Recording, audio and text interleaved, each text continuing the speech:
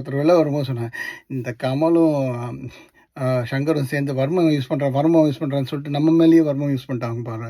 அந்த மாதிரி இதுக்கெல்லாம் மேலே இந்த பாட்டு இன்னொன்று இருக்குல்ல, அனிருத் அந்த லிரிசிஸ்ட், இவங்க 2 பேரும் முன்னாடியே இதை பார்த்துருப்பாங்க போல் இருக்கு. அவங்களுக்கு இது தெரிஞ்சிருக்கும் இந்த படம் எப்படி வந்திருக்குன்னு. ஏன்னா அது ஒரு பாட்டு எழுதியிருக்காங்க, தாத்தா வாராரு கதற விடா போகிறாரு, கதற விட்றான்னு நம்மளை தாங்க 3 மணி நேரம் கதற விட்ருக்காங்க. கமல் ஃபஸ்ட்டு 40 நிமிஷம் வரல, பட் ஸ்டில் 40 நிமிஷம் எடுத்தால் கூட அது வந்து பெரிய லாங் தான். ஃபுல்லாக கதற விட்ருக்காங்க இந்த படத்தை. கடைசியில் முடிக்கும் போது ஒன்று சொல்லியிருக்காங்க, பார்ட் 3 வில் பி பேக்குன்னு.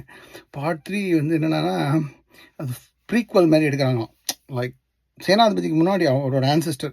ஸோ அதில் வந்து யங்கா கஜல் அகர்வாலோட அவரோட அந்த காலத்து பிரிட்டிஷ் காலத்தில் பண்ணுற மாதிரி எடுத்திருக்காங்க. So maybe he is trying to do that. Maybe நீங்கள் என்ன பண்ணலாம்னா இந்த பார்ட் 2 ஸ்கிப் பண்ணிவிட்டு நேராக பார்ட் 3 பார்க்குறது பெட்டர். ஏன்னா it will save your time and